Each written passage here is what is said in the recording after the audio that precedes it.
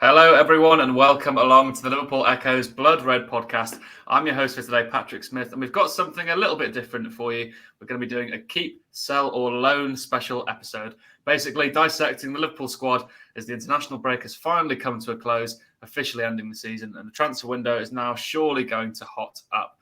Well, joining me to go through the Liverpool squad is none other than the Liverpool Echoes LFC correspondent, home and away, Paul Gorst. How's things, Gorsty? Yeah, not bad, Pat. Coming to the end of a 6-day run today, and not a lot has been going on, has it? So we've been scraping the battle at times, ideas-wise. But like you say, I'm sure the transfer window is going to heat up in the coming days and weeks, and we expect Liverpool to be particularly busy, don't we? Yeah, we really do. I mean, I think this keep sell alone will be better than once again waffling about some midfield signings, something a bit different for all of you listeners. And we've also got the Echoes, Tom Cavilla, along with us, though. Welcome along, Tom. Hi, Pat. You okay? I'm good. We've got to hope that your Echo office Wi-Fi holds out for the duration of the show, but it's looking good so far, isn't it? Yeah, it should be okay, I think. It should be have it sorted now, I think. Yeah. Anyway, so as I said at the top of the show, we're basically going to dissect the entire Liverpool squad, decide whether we keep, sell, or loan them during this transfer window. Listeners and viewers, if you want to play along at home, keep track. Let us know your thoughts in the comment sections below, of course. But let's start off then, shall we, with the goalkeepers. I think it's pretty safe to say that Alisson Becker will be going nowhere. Adrian, obviously, with a new contract.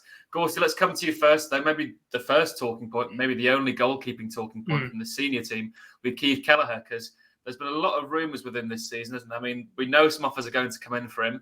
Would you keep, loan, or sell him? Yeah, I mean, first of all, I just want to say, if I'm looking to sell anyone, it's on the proviso that money is being reinvested into the transfer budget.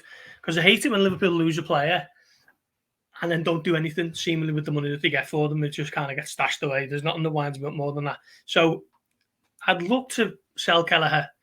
He's 24 now. He's going to be 25 in November, I think. He's not really a young pup anymore in terms of, even for a goalkeeper, 24 is still quite an age where you're looking to really kick on. He hasn't put a foot wrong in his Liverpool career. Obviously, massively important in the Carabao Cup win of 21-22. Can't really refer to that as last season now, can we? And I think he deserves to go and play somewhere else regularly, to be fair. I mean, he's never going to usurp Alisson Becker as first choice. Alisson's young enough to be playing for a good few years yet. So my guess would be Liverpool do look at offers for him. Klopp said recently that they're taking an extraordinary offer to sell him, but I think maybe that was just kind of keeping Kelleher on side a little bit, maybe a little bit of a message to potential selling clubs that you're not just going to get this lad on the cheap because he wants to play. But I'd be looking to sell for a decent fee. There's interest there. Tottenham reportedly. Brentford are going to be in the hunt for a new goalkeeper, you'd imagine, with David Raya perhaps leaving. So, yeah, Liverpool haven't got too many saleable assets in terms of replenishing the transfer budget significantly, but maybe Kevin Kelleher is one of those. So I'd look to sell. Yeah, I think he'll be on the move, as you say there. I think maybe someone like a David Raya will be on the move from Brentford to a club like Tottenham. I think lots of those goalkeepers are going to move, which is going to open positions at lower table. I say lower table, they finish top half, but I feel like Kelleher could maybe get a move to a Brighton, a Brentford or something. I mean, Tom, just to say on Kelleher, do you think the Europa League could maybe tempt him to stay? I mean, it's going to give him a good chance to practically double his game time, because normally he'd just play in the cup games, wouldn't he? Yeah, I'd be looking to keep him if he's happy to do that. Obviously, it's probably going to come down to what he wants to do. I'm sure he wants to be playing every week in the Premier League. Like Paul said, most goalkeepers would want that. And, he's going to get to a point where he's not going to be happy anymore just to be on the bench and having a few run-outs in the cup. So if he's happy to stay for another season, you definitely would keep him because he's arguably the best, second choice keeper in the league. So Liverpool you'd want to keep that for as long as you can. And like you said about the Europa League, that could potentially be an opportunity for him to get some regular game time, because I'm not sure. I'd be interested to see how Liverpool do approach that. You'd imagine Kelleher would start a lot of the group games, and if Liverpool were to go sort of deep in the competition, Alisson maybe would then come into it potentially, or Klopp may just trust him to go all the way in the competition as he had done in the Carabao Cup. So yeah, that would be an interesting sort of point to it, like you said. I mean, Adrian could fill in that competition as well.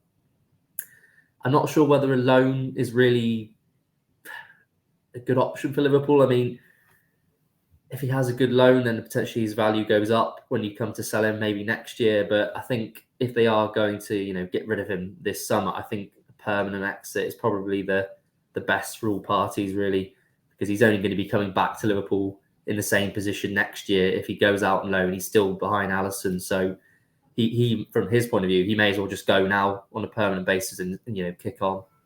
Yeah, I'm in agreement with you. I think that's the more realistic scenario. I think I'd love to keep him obviously for the Europa League. It's whether he wants to stay, as you said there, Tom.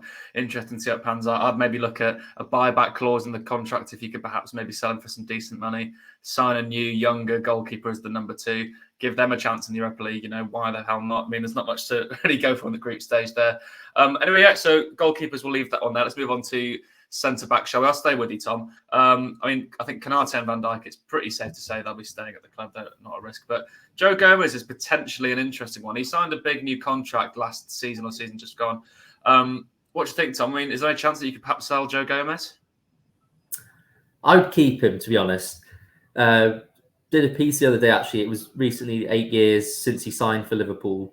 So he's now behind Henderson, the longest serving member of the squad, which is quite impressive, really. I think he gets a lot of criticism at times, Gomez. Sometimes I think it's a bit unfair. I think he's generally been a good player for Liverpool. He's had a few tough games, last season. There was a few iffy moments from him, filling in at right back. That sort of Napoli game away sticks out. But I think when he has played, I think he's done well. And I think he's someone you'd want to have around the team still. If Liverpool were to get an injury to Van Dijk or Trent or whoever else, he's someone that can slot in, knows the system. Klopp knows him well. I just don't see any value really in getting rid of him this summer. I just don't think it's a wise thing to do. We've seen last year and in other years what's happened to Liverpool when they've got a few injuries. The team just falls apart. It happened last season. As soon as a few players were out, that just lost any kind of rhythm. And there wasn't really the options to come in, particularly in the midfield, to address that issue. So I think, selling him, you may get 20 million, but I'd rather have him there in the team as an option if, there were to be problems injury-wise. I'd imagine he'd be someone who'd probably get quite a bit of game time in Europa League as well, FA Cup, Carabao Cup. So, yeah, I think he's a solid op. You need squad players as well. I think people seem to forget that sometimes you need to have some players that aren't going to be starting every week, who are happy to fill in when required. And I think he's probably the best of the best option you'd get for that kind of player. I mean, that's the thing as well. If you were to sell Joe Gomez, I think the option you bring into a place would be nowhere near the caliber and nowhere near the impact he has in the dressing room. Being there 8 years, as you say, second longest serving member, clearly a huge part of that team. Only 26 as well. You've got to remember they're still relatively young for centre-halves. Yeah, I'd be surprised. I'd be keeping him personally as well. Gorsty, then another centre-back for you. This one probably more of an interesting talking point. Joel Matip, his contract's actually up at the end of next season, 2024. Yeah. There's lots of calls for him maybe to be on the move. What would you be doing with him?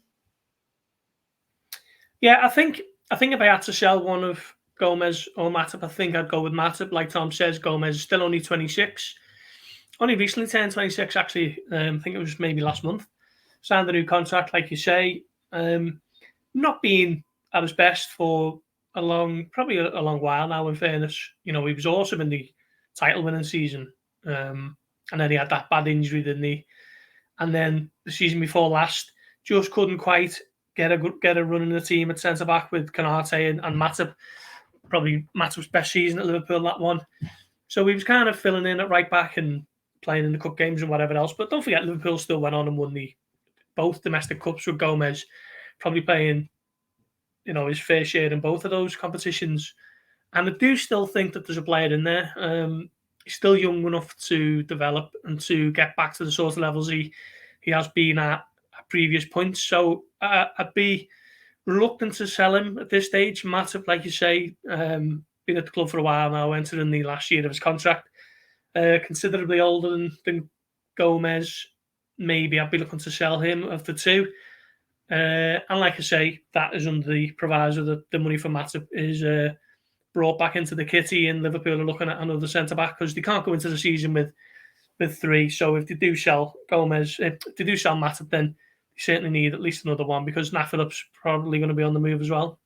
Yeah, it's important to reiterate that point you make there. This money needs to be reinvested if they are selling. We're not just, doing this podcast to say we'd like to get rid of We're them. not It's just really, shedding the squad for the sake of it.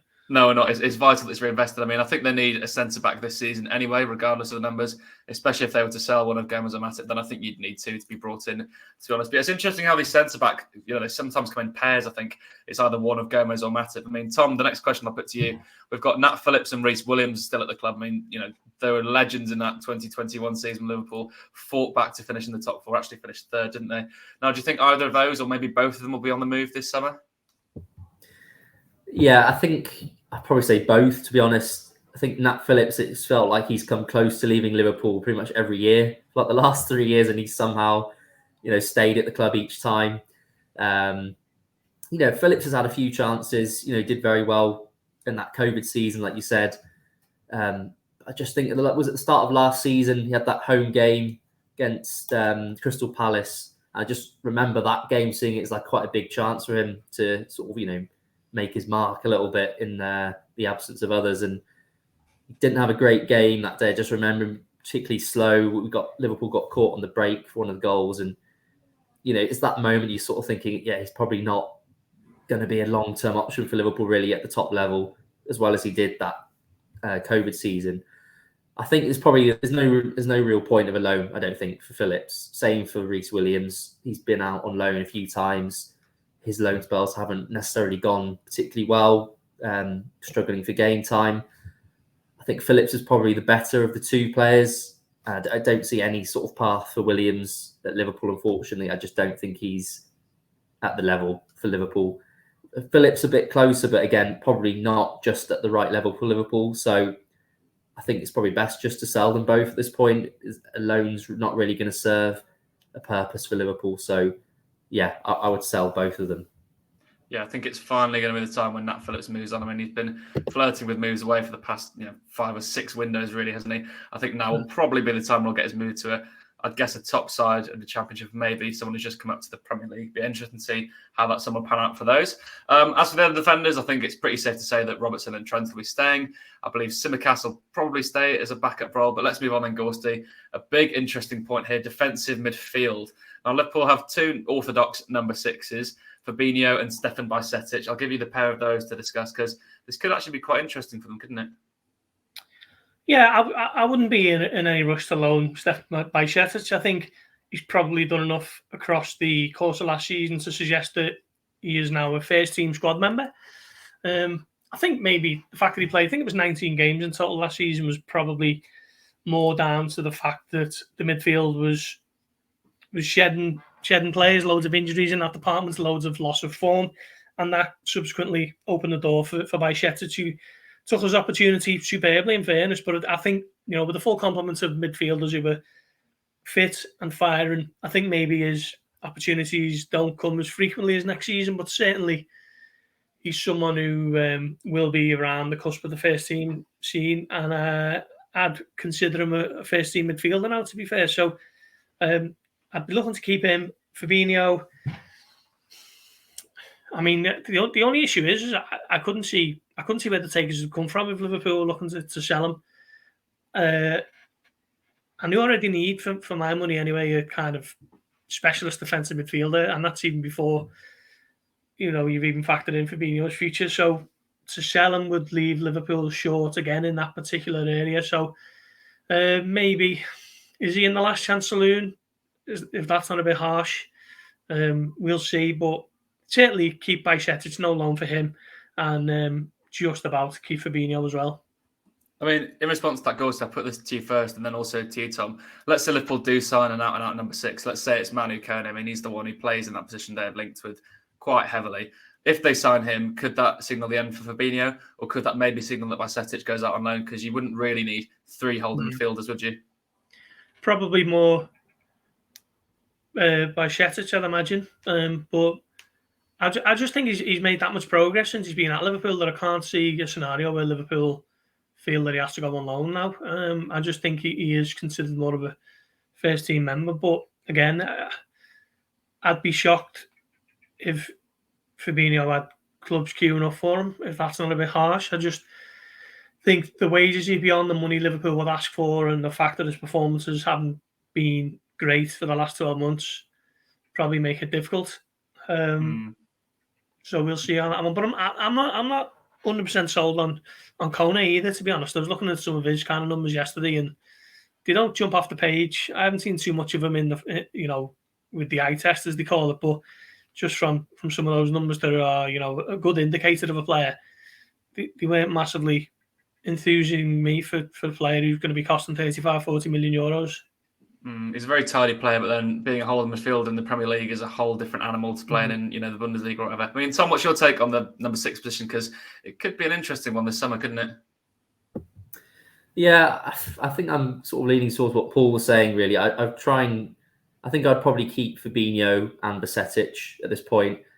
Given how well Bajcetic did last season, as Paul was saying, I don't think a loan is really the right thing at this point.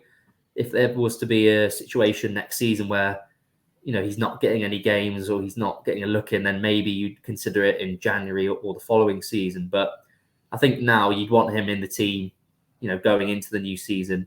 Fabinho is a bit more of a difficult one. Obviously wasn't at his best last season, but I think you have to give him the benefit of the doubt over what he's done over the time at Liverpool. I think unless Liverpool can get at least 2 new players in that position, you'd be wanting to keep both of them in that area. So I think for now you'd keep Fabinho, and then take it from there, to be honest. Yeah, it's an interesting one, isn't it? Because as much as I think they should sign a number 6, maybe the money's better spent elsewhere. If you can have Fabinho, maybe he's got one more year in him. Bajcetic, I think, will obviously have, he's already had his breakthrough year last year, but this could really be a huge season for him if he can continue the form that he had in parts last season. He could be a massive player for Liverpool. But yeah, interesting one on that one. I'll stay with you then, Tom. We'll go through some more midfielders. Curtis Jones, we obviously expect him to stay. Next one on the list is Thiago Alcantara. Now, that's an interesting one. Like Matip, his contract's up at the end of the season in 2024. Would you listen to offers for Thiago, Tom? No, I wouldn't, to be honest. I think he's a really important player when he's fit. Obviously, that's the key point. I don't think Liverpool have got anyone like him, in that position. He's very unique. Whenever he is playing for Liverpool, you just see the difference that he makes in that area, whether it's that turn he does when he's on the ball or playing a pass through the defence. I don't think Liverpool have got anyone who's, as technically gifted as him in that area. So he's not someone I would, be looking to sell this summer. So that means he's probably going to go then obviously next year for free. But I think it would be worth keeping him for another year. I wouldn't sell him, to be honest. I know a lot of people saying, oh, he's not been at his best. His injury record isn't great, granted, but if he's fit and you can keep him fit, he is probably, he's Liverpool's best midfielder. So that would then mean he goes free next season unless he's offered a new deal. I would like to see him stay past next season, but that's down to Klopp to decide if he thinks that's the right thing to do. Yeah, I mean, I agree. I want to keep him anyway. I think he's such an important player for the dressing room, and is obviously, for my opinion, the best controller of the ball I've ever seen play for Liverpool. And it's crazy some of the stuff he can do. But then also the point of this podcast is, selling to buy. I don't think you get that much money anyway for a 32-year-old. I think he's going to turn 33, going out of contract at the end of the year. I don't really see the point in selling him because you wouldn't get much for a fee for that one. Anyway, Gorsty, let's stick with you then. Come back to you. Jordan Henderson, I think he'll probably take on that James Milner role of being the sort of background rotational midfielder. Harvey Elliott, we obviously expect to stay. But the next one's a very interesting one. Fabio Carvalho, only brought in last summer, but there's been a lot of speculation about his Liverpool future recently, isn't there? Yeah, we've had an update just before we've come on this pod. Liverpool continuing to talk with RB Leipzig about a loan. Leipzig were keen to get him on a permanent deal. Liverpool have rejected that as they see his long-term future at the club. But are mindful of the fact that this is a young player who hasn't played much football, certainly since the turn of the year. I think he played in the Wolves game in the FA Cup and then not a lot since. And that was back in January. So, Liverpool have unsurprisingly been inundated with offers for loans and still kind of weighing those up. If you're asking me whether to keep, sell or loan him, I just wonder where his best position is. Still none the wiser, really, after seeing him for a full year at Liverpool. Is it as a number 10 in a club that don't play with a number 10? So I mean, while I can see the huge benefits of a loan for him as a player and the long-term benefits for Liverpool, I just wonder whether selling him for a good sum might be the best course of action for Liverpool this summer. I mean, yeah, you've raised the main concern I have with the Leipzig rumours because, Carvalho's problem is he doesn't actually have a position. He's been shoehorned in at Liverpool. We've seen him on the left. We've sometimes seen him on the right. They don't play with a number 10. And as for Leipzig, I mean, is he going to be starting in a number 10 role for them every week? I don't think so, to be honest, as one of the top Bundesliga sides. I mean, I think that could be a bad move for him. I think he needs to go somewhere where he can guarantee himself some game time in his best position. I think that's, the best case scenario for him. Tom, we'll come back to you then. We'll move on to the attackers, a couple of youngsters for you. Bobby Clark and Cade Gordon, two very promising, young, exciting talents. We've seen smatterings of them in a Liverpool shirt, mainly in friendlies. What do you think is the best for their futures at the moment in time? It's going to be tough, I think, for both of them, to be getting chances next season. I know Bobby Clark was, he was involved in a few of the squads at the start of last season for Liverpool, but just think in that midfield area, there's not really going to be many openings, particularly as Liverpool are looking to strengthen in that position this summer. I think he'd probably be someone you'd keep at the club for now, just to keep his progress going at the academy level. Cade Gordon's a bit more of a difficult one. He's obviously had that long-term injury, which he's just come back from. We've seen glimpses of him in Liverpool shirt in Carabao Cup, and he's played well whenever he's played. But I think the problem for him now is since he's been out, Ben Doak's now come onto the scene and is probably ahead of him in his development and where he ranks in terms of chances at Liverpool at first team level. So if anyone's going to be getting a chance now, it's going to be Doak ahead of him. So a loan may be actually a good option for him, potentially, an EFL side, if that was possible, because I don't see him really getting many chances next season in the first team. But I think Bobby Clark's probably someone who's probably not quite ready for that kind of move out yet. But so I'd keep him around for another season. Yeah, I'm agreeing. I think Clark maybe a few, the season under his belt, the 21s, a few first team appearances. It's likely he'll make some, some substitute appearances in the Europa League, something like that. Gorst, I'll put Ben Doak to you as well. I mean, he's a very, very exciting young player. It's interesting whether people would loan him or keep him at the club. And of course, talk about Cade Gordon as well, because he's a similarly exciting talent on the wing, isn't he? Yeah, I'd agree with Tom in terms of having a bit of reluctance about maybe loaning Cade Gordon due to the long-standing injuries he's had. I think I'd rather see him manage carefully because he's still very young and growing. Doak's an interesting one because I love Ben Doak. I watched loads of him in the UEFA Youth League last season, and he was the outstanding player every time I watched him. Absolute fearless young Scottish winger who doesn't matter who he's up against. He just plays the game the same way, determined to take people on. He's a fighter. He's a very skillful player, can go either way. And I just wonder whether he might be best served staying this summer and continuing his development with the 21s and then coming into the first team setup for occasions like the Carabao Cup and maybe even getting off the bench in the odd Premier League game. We've seen him, didn't we, at Aston Villa on Boxing Day, showed Luca Dean a clean pair of heels and raced off down the line, and it was a wonderful kind of example of what he's all about. And I'm really, really excited about this player. So, I can see why there might be appetite to loan him maybe in a year or two's time, because he's still only 17, I think. So he's got loads of time on the side to go out on loan, to get senior minutes under his belt, and then maybe have a cracker coming into the first team when he's perhaps maybe a couple of years' time worth of development. But for now, I'm just delighted to see him around the first team pitch here this pre-season and then take it from there. Yeah, I mean, as you say, he's such an exciting talent, isn't he? And you don't want to loan players when they're too young. I mean, it's a very daunting thing for you to move to a championship club and play, 40-odd matches. I think he's much better off being at Liverpool, the odd Europa League appearance here or there. Yeah, particularly the type of player he is as well. He's a winger who is absolutely not bothered in the slightest by reputation. So if he comes up against a seasoned veteran in the championship who wants to kick lumps out of him, and if that happens every week, probably, while it's character building, it might not be great long term for him. Maybe starts picking up one or two injuries. So I think for now he's in the perfect position. Yeah, couldn't agree more. I mean, the thing with this, whole podcast is we know the defence and the midfield need that rebuild. That's why so many of them are, interesting, whether it be keep, sell, or loan. But let's move on to the attack anyway. I mean, there's not much to talk about within the attack because that rebuild's already happened. I mean, you're not going to let go of either Diaz, Gakpo, Salah, Nunes. But then Diogo Jota is the one player who has had transfer rumours about him, hasn't he, Tom? I mean, if a big offer came in for Jota, there's been rumours about Newcastle. I mean, let's say if even a Saudi Arabian club were to bid for him, would you listen to an offer if it was a good one? Probably not, no, to be honest. I think on his days, he's Liverpool's best finisher in front of goal. He's, saw it in that Spurs game. That's probably the best example of it, really, last season at home. He's really clinical in those sort of positions. I know he had that bad run of form where he didn't score for a certain amount of time, but I really like Jota as a player. I think he's quite a versatile player, good on both feet.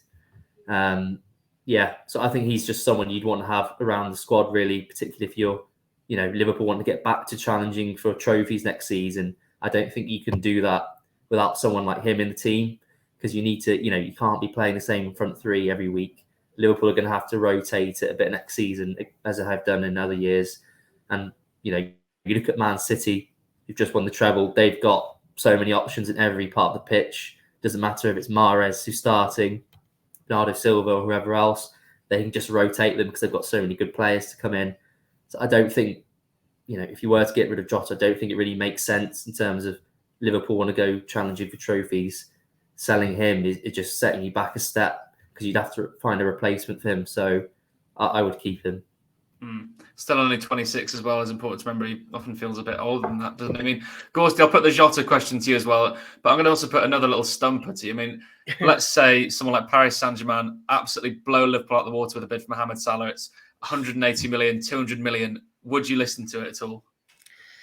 No, because I just don't see who you replace him with. I really don't. I think you can have all the money in the world. You're not replacing Mohamed Salah. So no, on that score. Jota is a little bit of an interesting one. I think if you'd have asked me maybe a couple of months ago, I'd have said yes to that one. But I just feel he's Liverpool's best finisher, and I think get him in central areas next season. None of this down the left business. Play him when he plays down the middle.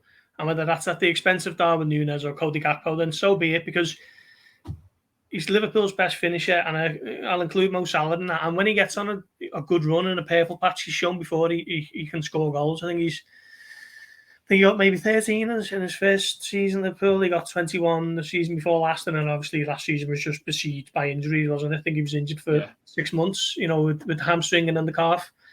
And he hit 7 in the last 6 weeks of the season, didn't he? So if Liverpool have him fit for the full season, they're going to have another goal scorer in the ranks, and they haven't got too many of them at the moment. Núñez was second top scorer last season with 15. Firmino was second top scorer in the Premier League. Obviously, he's gone. So there's a little bit of an over-reliance on Mo Salah there. So same goes with Luis Diaz as well, to be fair. If he stays fit, it's another string to the goal-scoring bow at Liverpool, in the forward line. So I wouldn't be selling Jota. I just wish he played down the middle a little bit more often.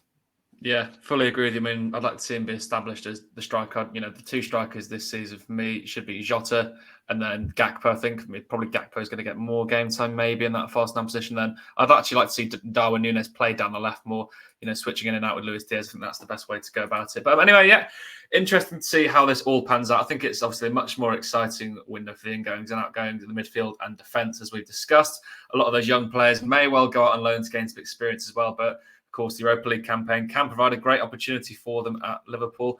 Hopefully, we can see the same next season. Maybe they'll accidentally find themselves within reach of silverware after Klopp plays the kids for the first few rounds. But as ever, make sure everyone to subscribe to the Blood Red YouTube channel and to Blood Red on whichever platform you get your podcast from, be it Spotify, Apple Podcasts, all the others, so you don't miss any of our daily content. And of course, check out the Liverpool Echo site and socials for the latest news and updates over the summer from the likes of Gorsty and Tom.